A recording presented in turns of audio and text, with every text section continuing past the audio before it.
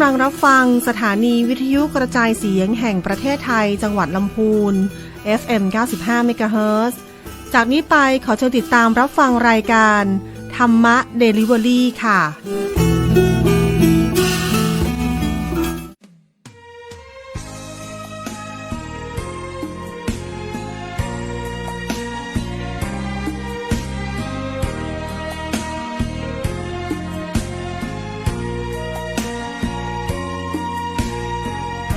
อย่าลืมทำบุญนะคุณผู้ฟังอาทิตย์ละครั้งฟังธรรมไหว้พระสักหนแม้ใครเขาวันเสาร์อาทิตย์วุ่นวนหยุดงานเรานั้นฝึกตนสืบค้นตามรอยความดีสุดแสนโชคดีที่เราเป็นไทยเมืองพุทธสืบสายชำระจิตใจแต่งสีทุกจางหายเพราะได้พระมาช่วยชี้ทำบุญหนุนใจไฟดีนี่แหละยอดมนต์คลั่งนางประนมน้อมก้มวันทาสวยงามสง่าสมเป็นชาวพุทธดีจังขอพรไตรรัตน์ช่วยปัดเป่าทุกข์เพิ่มหวังน้ำใจคนไทยไหลหลั่งเปรียบดังน้ำมนต์รดมาอย่าลืมทำบุญนะคุณผู้ฟังเจอกันอีกครั้งมีบุญให้โมทนาขออย่าหนีเร่อราห่างไกลวัดว่าอย่าลืมเมื่อใจโรยราเรามาทำบุญหนุนใจ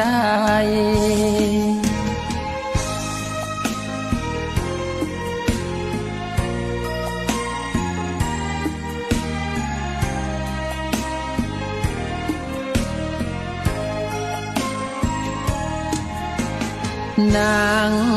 ประนมน้อมก้มวันทาสวยงามสง่าสมเป็นชาวพุทธดีจังขอพรไตรรัตน์ช่วยปัดเป่าทุกข์เพิ่มหวังน้ำใจคนไทยไหลหลั่งเปรียบดังน้ำมนต์รดมาอย่าลืมทำบุญนะคุณผู้ฟังเจอกันอีกครั้งมีบุญให้โมทนาขออย่าหนีเร่อราห่างไกลวัดว่าอย่าลืมเมื่อใจโรยราเรามาทำบุญหนุนใจอย่าลืมวันอาทิตย์หน้าเรามาทำบุญอีกครั้ง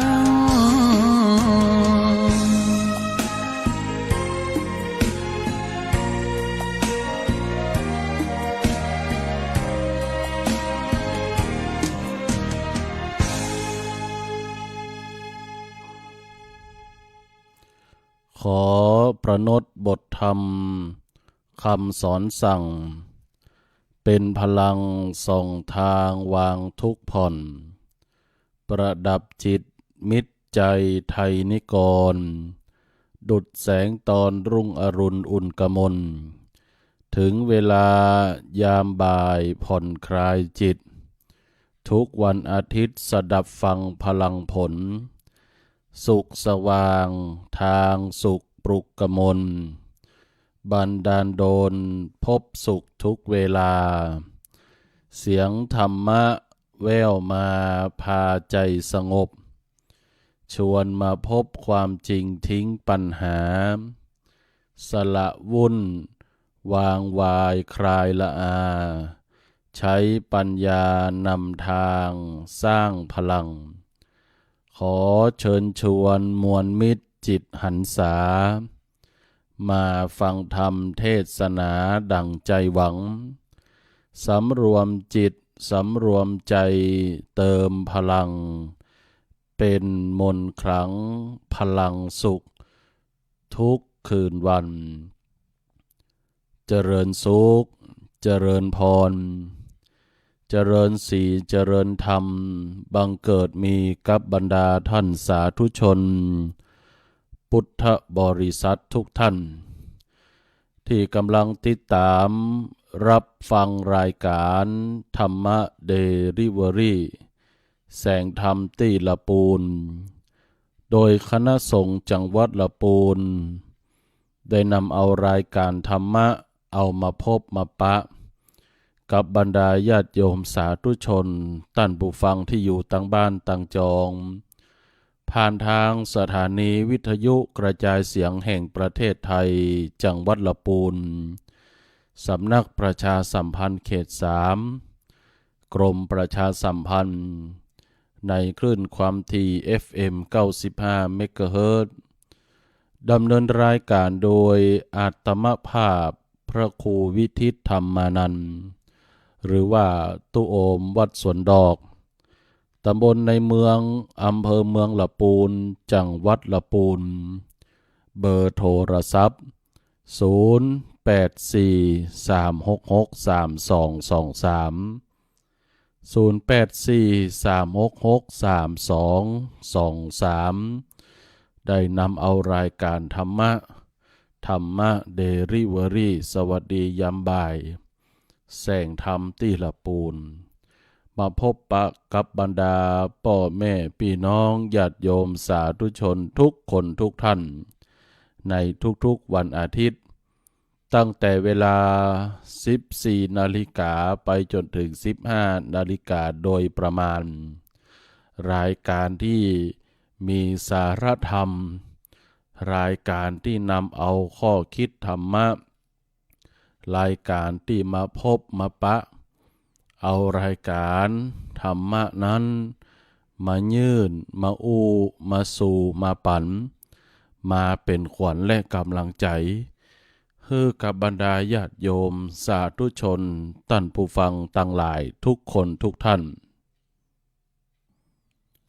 รายการที่คณะสงฆ์จังหวัดละปูนนำเอามาให้กับญาติโยมท่านผู้ฟังต่างหลายเป็นรายการหนึ่งกำลังใจหนึ่งพลังกำลังใจ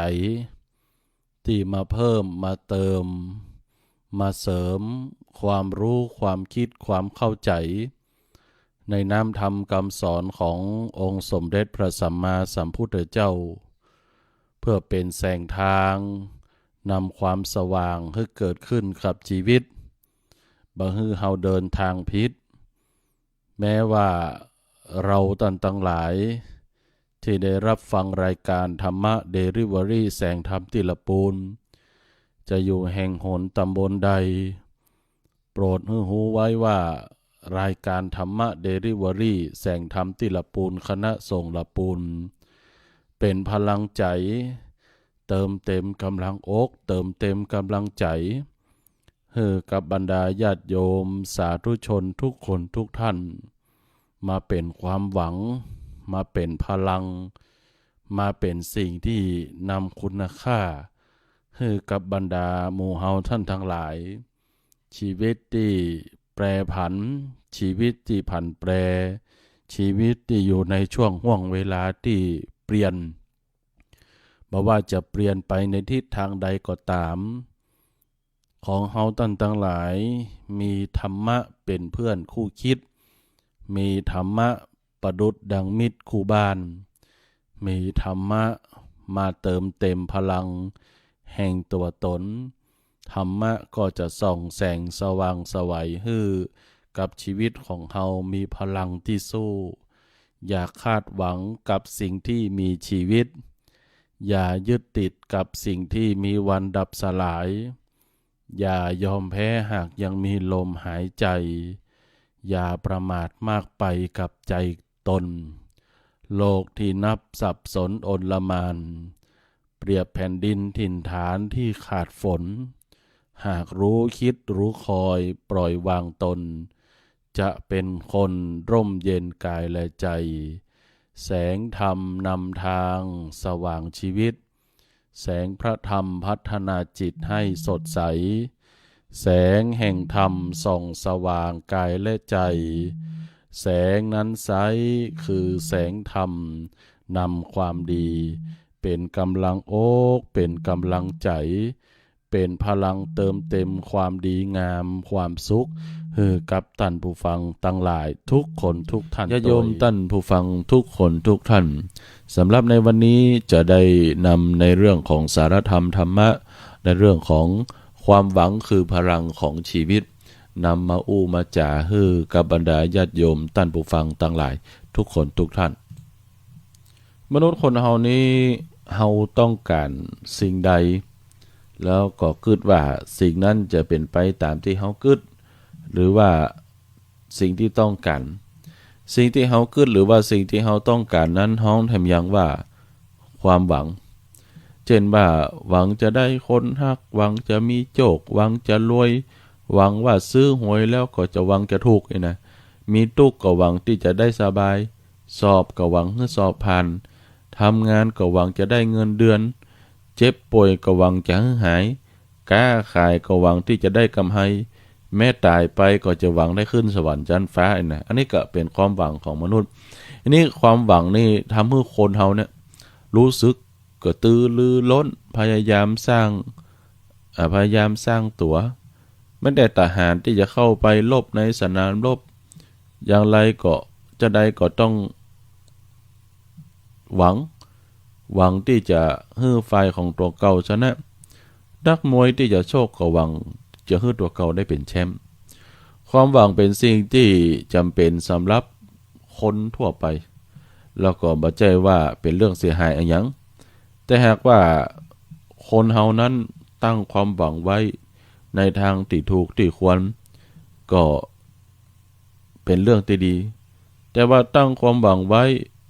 เป็นสิ่งที่น่าห่วงหำยังก็คือว่าหวังแล้วเกิดความผิดหวังมันเป็นของที่คู่กันทีนี้ถ้าคนเฮาบ่สามารถที่จะรับกับความผิดหวังได้ก็จะเป็นอันตรายนั่นเหมือนกับเฮาท่านทั้งหลายลองพอกู้ขนานระหว่างความสมหวังกับความผิดหวังนะมันเป็นสิ่งที่เป็นคู่ขนานกันเป็นสิ่งที่คู่ขนานกันฉะนั้นความหวังอยู่ที่ไหนนะความผิดหวังก็อยู่ที่นั่นมีความหวังอยู่ที่ไหนมีความผิดหวังอยู่ที่นั่นเหมือนกับคนกับเงาเนี่ยญาติโยมท่านผู้ฟังทุกคนทุกท่านคนไปไหนเงาก็ไปที่นั่นมีความหวังเนี่ยจึงเป็นแรงบันดาลใจแล้วก็มีผลอยู่สองอย่างความหวังของคนย่อมจะมีผลอยู่สองอย่างได้มาภาพวาดได้แก่หวังที่จะเกิดขึ้นแล้วมันได้ตามใจนึกนี่เรียกว่าสมหวังแต่ว่าถ้ามันบ่ได้ตามที่ใจเฮานึกนี่มันกลายเป็นผิดหวังอันนี้คือความหวังทำให้เกิดผลสองอย่างคือสมหวังหนึ่งแล้วก็ผิดหวังแถมหนึ่งทีนี้สมหวังเนี่ยสมหวังทำให้ชีวิตเฮาสดชื่นเป็นสิ่งที่เฮาฮักแล้วก็ต้องการแต่ว่าตรงกันข้ามเลยนะถ้ามันผิดหวังนี่ก็ทำให้มันอับเฉาบ่สดชื่นล่าเริงและเป็นสิ่งที่คนเฮาบ่ค่อยได้บ่ต้องการแต่ทุกสิ่งทุกอย่างที่อู้มาเนี่ยมันเกิดจากเหตุเหมือนกับความผิดหวังเนี่ยจะเกิดจากความหวังที่เป็นต้นเหตุทีนี้ขนาดความหวังของคนเนี่ยเปิ้นเลยบอกว่าขยา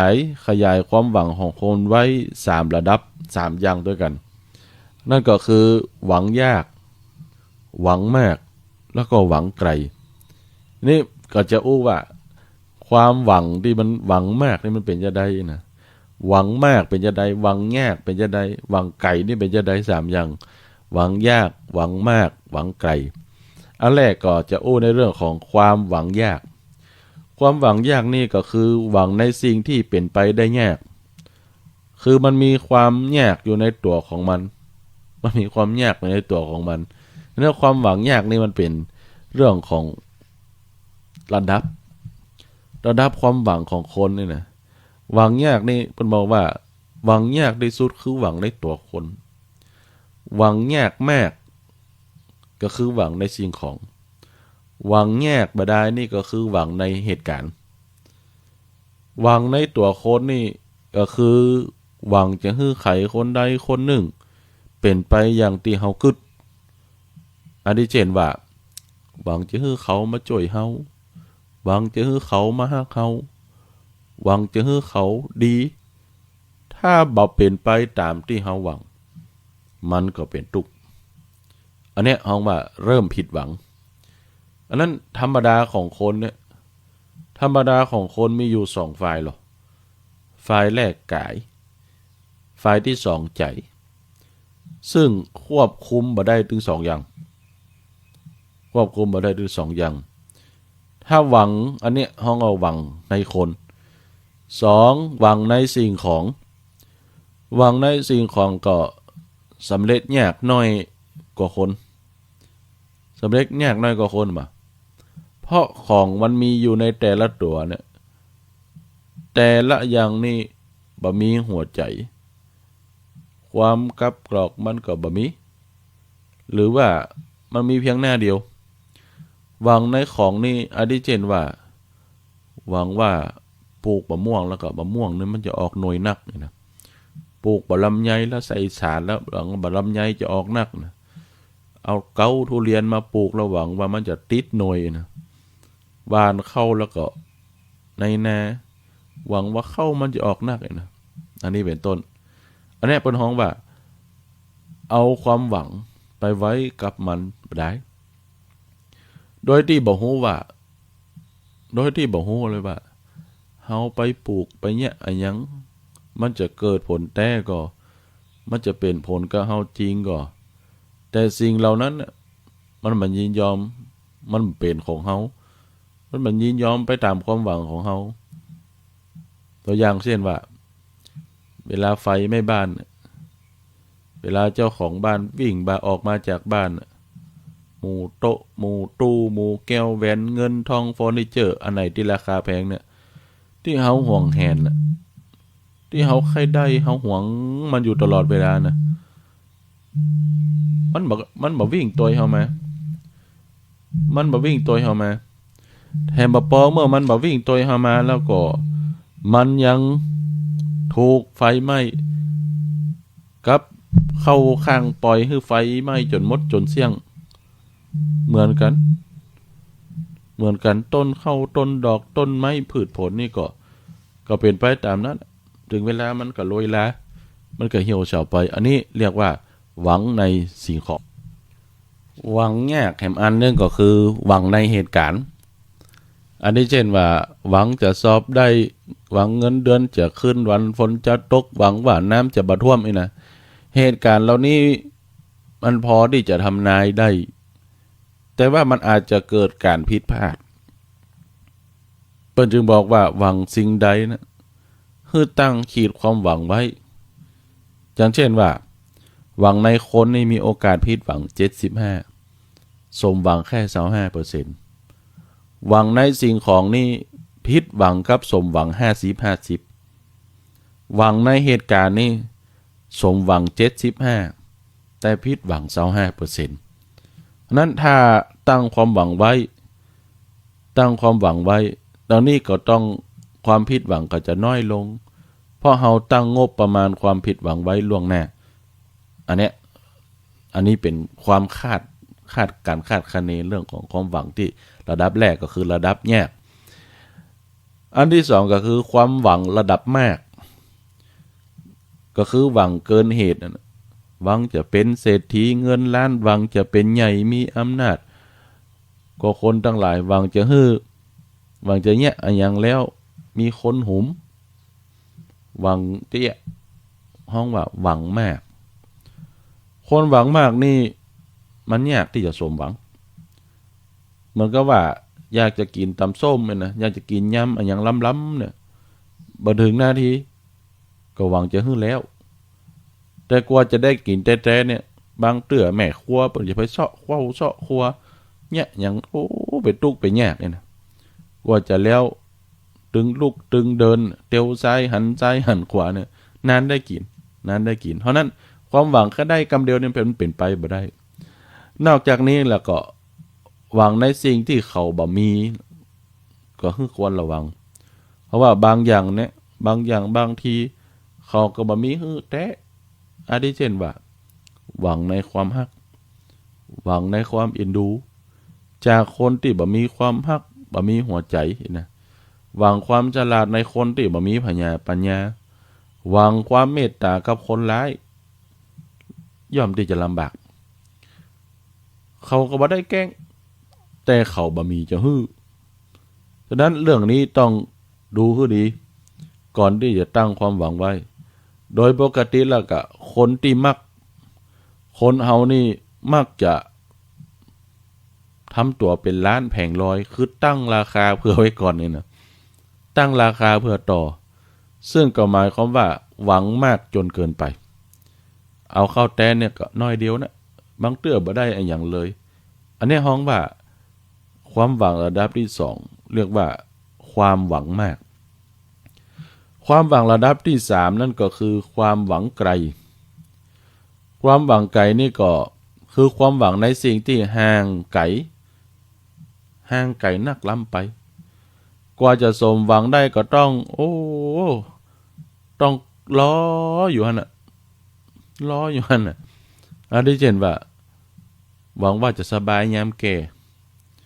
หวังว่าจะไปสวรรค์ยามตายนี่เป็นหวังไกลหวังอนาคตปุณมาหูมหันได้จะเป็นจะได้ใจนะหวังว่าถูกหวยรวยเบิร์นแล้วจะกินจะทานจะซื้อหวยก่อนให้2 ใบเพิ่นจะเอาแปลงศาลาอเนกประสงค์แล้วอีแม่ซื้อหวยก่อนเด้อถ้าถูกหวยก่อนเด้อจะไปทานเนี่ยนะก่อนมันมาถูกก็บ่ได้ทานนั่นน่ะบ่ได้จ่วยอ่ะเนี่ยเพราะว่าอันนี้หวังรวยเบอร์แล้วก็จะคิดว่าจะทำบุญจะหาได้ว่าความหวังนั้นนอกจากว่ามันเป็นสุขแล้วก็แหมฟังเนิ่มมันก็เนี่ยคือคนเฮาตุกนั้นต้องรอตุกที่รอเมินการรอเมินบางเตื้อนี่ก็เป็นการยากที่จะสมหวังหรือว่าสำเร็จได้เพราะว่าเพิ่นบอกว่าหวังน้ำบ่หน้าน้ำหน้าบ่มีสุนทรภู่ได้กล่าวไว้ว่าทางไก่ตาอุปมาเหมือนเสียเนตรเมื่อหวังอย่างไก่ลักล้ำไปเนี่ยเขาต้องรอเวลารอเมินน้องเตือนรอเนี่ยก็จะสมหวังนี่บางทีสวดไปเหี่ยก็มีบางทีสวดไปเหี่ยก็มีนั่นความหวังถึง3ระดับเนี่ยหวังยากหวังมากหวังไกลเป็นความหวังที่เกิดขึ้นในวิถีชีวิตของคนเฮาที่คนเฮามักจะสร้างความหวังตั้งความหวังไว้สรุปว่ามันค่อนข้างจะเป็นเรื่องของปัญหาที่ว่ามานี่เนี่ยจะได้จะบ่ฮื้อผิดหวังเนี่ยจะได้จะบ่ฮื้อผิดหวังแล้วถ้าผิดหวังแล้วจะเนี่ยจะได้นั่นคือการป้องกันบ่ฮื้อเกิดความผิดหวังเกิดขึ้นจะต้องแก้ไขที่ต้นเหตุคือการตั้งความหวังเหมือนความเศร้าโศกเกิดจากความฮักกัมภาสิทธิ์ว่าปิยโตชายเตโสโกเนี่ยเราจะต้องระวังในเรื่องของความหวังยากหวังมากหวังไกลแล้วจะปลอดภัยไปได้นักถึงแม้ว่ามันจะผิดหวังไปพ้องเล็กน้อยนี่นะแต่ก็บ่มีอย่างฮื้อผิดหวังเลยเป็นไปบ่ได้เลยแต่หวังที่จะโอกาสผิดหวังนักที่สุดคือหวังในตัวคนพ่อแม่หวังว่าลูกย่อมจะผิดหวังในลูกครูบาอาจารย์หวังในลูกศิษย์ย่อมจะผิดหวังในศิษย์นี่นะเปื้อนย่อมผิดหวังเพราะเปื้อนพ่อแม่หวังว่าลูกจะมาเลี้ยงกตัญญูเหมือนยามเฒ่าแก่ชรามันจะเอาทรัพย์สมบัติไปแล้วเอาหมูว่ามันจะเป็นจะใดว่าอนาคตไปหน้านะดังนั้นหมู่เฮาต่างหลายลองพอสุดท้ายแล้วความหวังที่เป็นพลังของชีวิตเนี่ยจะต้องอยู่ภายใต้ของธรรมะของพระพุทธเจ้าจะต้องอยู่ภายใต้ของธรรมะพระพุทธเจ้ามาคัดเกลาตัวเก่าเวลาหวังอย่างก็จะต้องตั้งความหวังไว้ก็ดีนะ ถามว่าความหวังที่มันเกิดขึ้นมันยังให้คนเฮากระตือรือร้นแต่ตรงกันข้ามว่าความภายใต้การกระตือรือร้นเนี่ยก็ต้องป้องกันว่ายามผิดหวังเฮาก็ต้องทำใจให้ได้เพราะนั้นต้องรู้ถึงสภาวะของการเปลี่ยนแปลงทุกขณะจะไปตั้งความหวังไว้จนสูงนักลำไปจะต้องมีจะต้องเป็นจะต้องได้ถ้ามันเกิดความผิดหวังมาแล้วก็มันเนี่ยเฮาเสียใจเศร้าใจเพราะนั้นทุกสรรพสิ่งทุกสิ่งมีชีวิตทุกผู้ทุกคนที่มีความหวังในชีวิตเนี่ยความหวังคือพลังของชีวิตคือความหวังสร้างพลังให้กับชีวิตของคนเฮาได้แต่ต้องอยู่ภายใต้ของการสร้างใจที่เข้มแข็งตั้งความหวังไว้ได้แต่ต้องยอมรับกับความผิดหวังที่จะเกิดขึ้นแม้เป็นเศษเสี้ยวของความผิดหวังเล็กๆน้อยๆเมื่อมันเกิดขึ้นแล้วชีวิตเฮาอยู่ได้เป็นพลังใจในการขับเคลื่อนชีวิต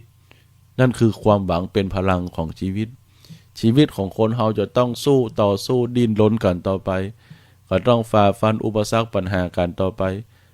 ชีวิตเหมือนฉากละครเป็นลุ่มๆดอนๆมีถึงสมหวังมีถึงผิดหวังถ้าเฮาอยู่ได้มองสภาพของความเป็นจริงว่าชีวิตของคนเฮาเนี่ยมันอยู่ภายใต้ของความสมหวังและผิดหวังมันเป็นกู้กันไปมันมีเหมือนกับความทุกข์กับความสุขมันเป็นกู้กันไว้จะเพราะนั้นก็พยายามทำใจขัดเกลาจิตใจตัวเก่าดูแลใจตัวเก่าสร้างพลังใจด้วยความหวัง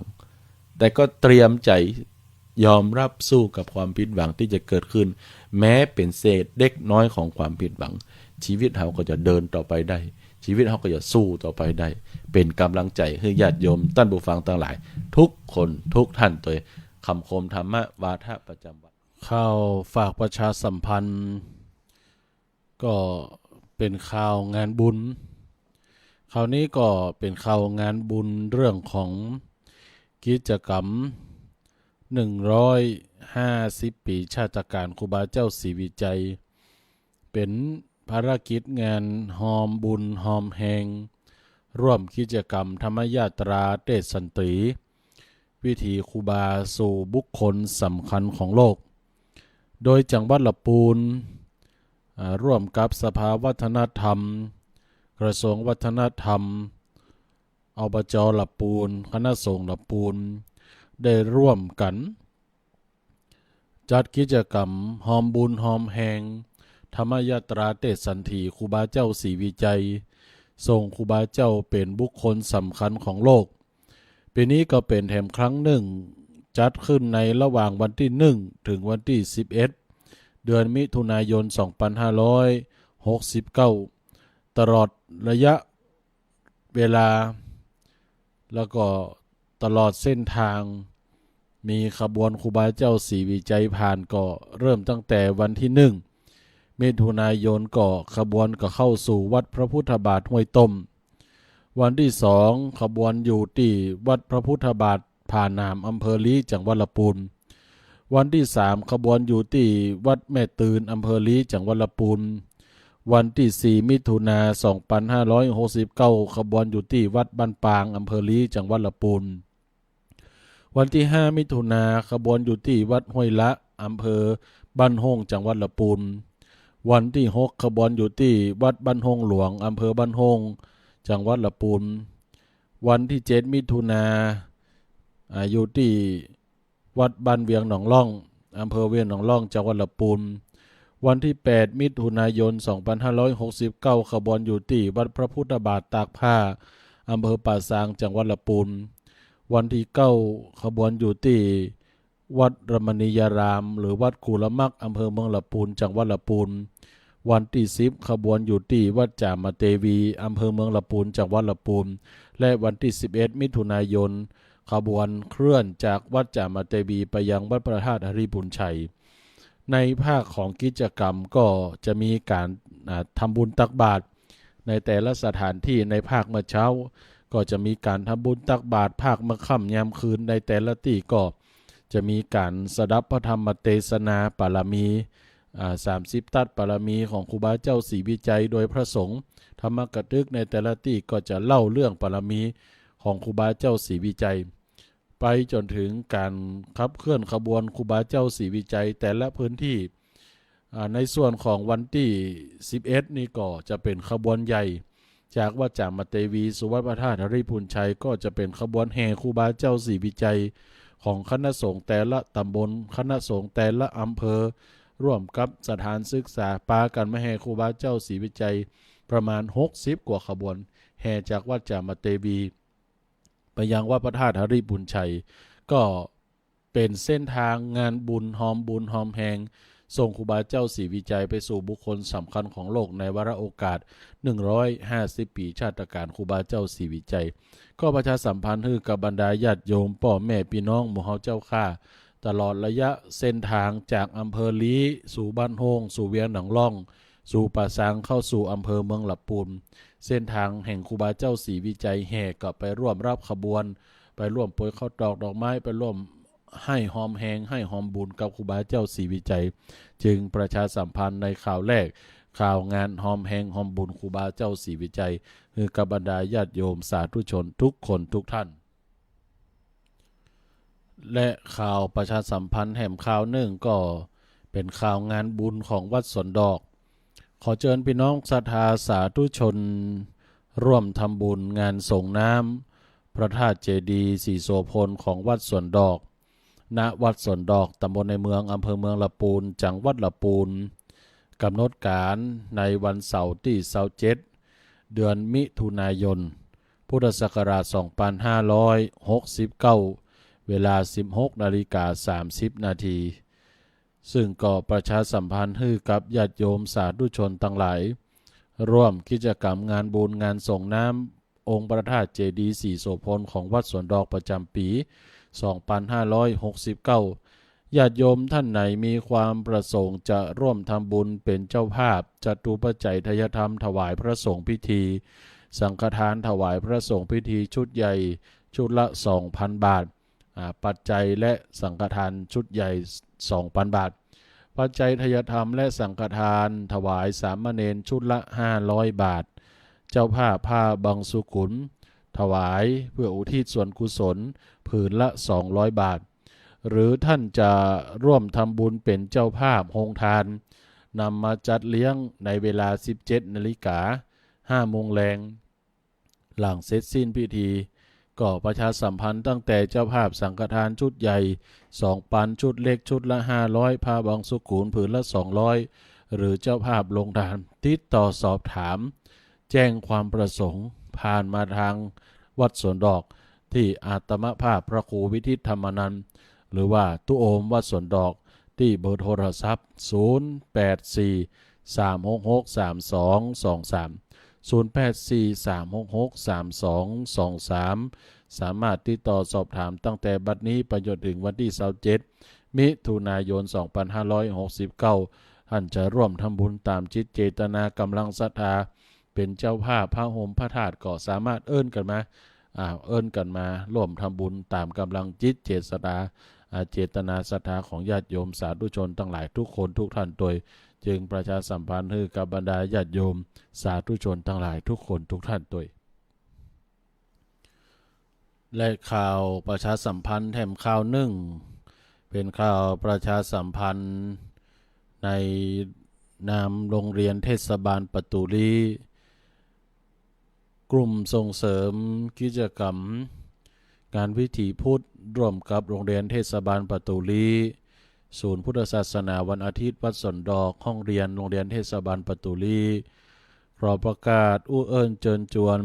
ญาติโยมท่านผู้ฟังที่มีจิตศรัทธาจะร่วมทำบุญเป็นเจ้าภาพในการปรับพื้นภูมิทัศน์บริเวณอาคารอเนกประสงค์อาคารโดมของโรงเรียนเทศบาลปทุรีซึ่งได้รับงบประมาณสร้างโดมจากรัฐสภาผ่านมาทางเทศบาลเมืองลำพูนบัดนี้การก่อสร้างโดมอาคารกิจกรรมของโรงเรียนได้สำเร็จเสร็จสิ้นไปละก็ยังเหลืองบประมาณที่ยังขาดก็คือการเทพื้นปรับพื้นเพื่อเป็นสถานที่ทำกิจกรรมให้กับนักเรียนสำหรับญาติโยมท่านไหนมีความประสงค์จะให้หอมจะร่วมทำบุญเป็นเจ้าภาพปรับพื้นภูมิทัศน์อาคารโดมโรงเรียนเทศบาลปทุรีตารางเมตรละ199 บาท ตารางเมตรละ199 บาทท่านใดมีความประสงค์จะร่วมทำบุญจะให้จะหอมสามารถติดต่อสอบถามร่วมทำบุญโดยตรงที่โรงเรียนเทศบาลประตูลีอำเภอเมืองละปูนจังหวัดละปูนหรือติดต่อสอบถามแล้วก็สามารถฝากร่วมทำบุญผ่านมายังที่อัตมภาพได้พระครูวิทิตธรรมนันท์หรือว่าตุโอมครูพระสอนศีลธรรมโรงเรียนเทศบาลประตูลีโทรศัพท์0843663223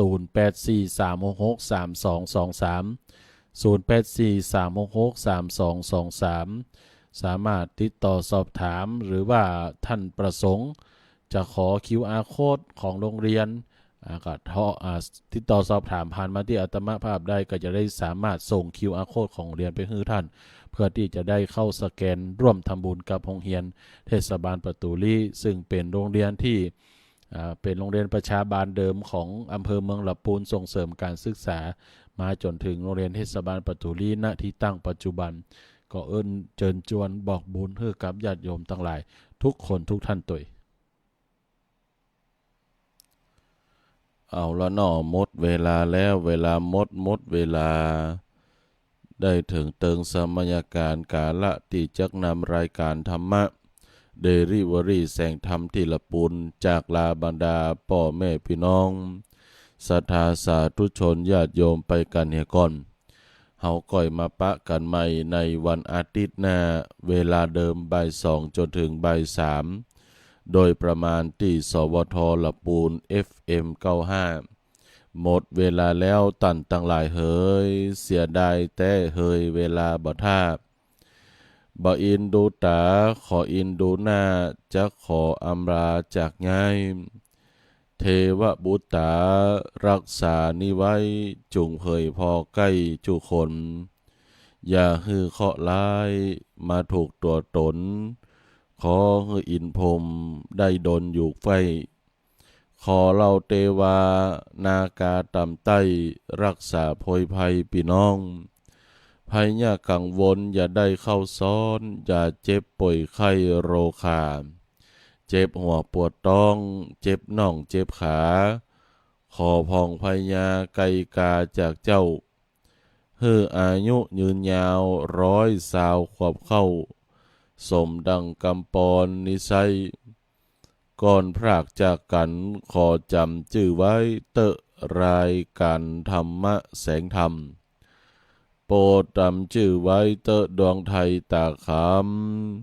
ก่อยมาฟังธรรมขีญาวันหน้าก่อยมาฟังธรรมขีญาวันหน้ายะถาสปีปอนดีพุทธใจยะมังกะละน้อมเอามาปั่นรายการธรรมะเดริเวอรี่แสงธรรมที่ละปูนที่เฮาฟังกันเวลาขอพันเสียงลงมดลงเต้าอี้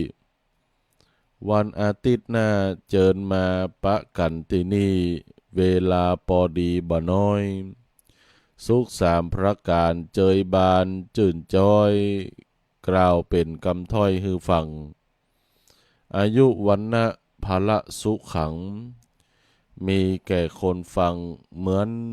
กันจูผู้มีแก่คนฟังเหมือนกันจูผู้ฮือญาติโยมสาธุชนตั้นผู้ฟังทั้งหลายอยู่ดีมีสุขมีโชคมีใจไร้โรคโศกภัยร่ำรวยเงินทองเหมือนกันจุผู้นายคนเนออายุวันโนสุขังพลัง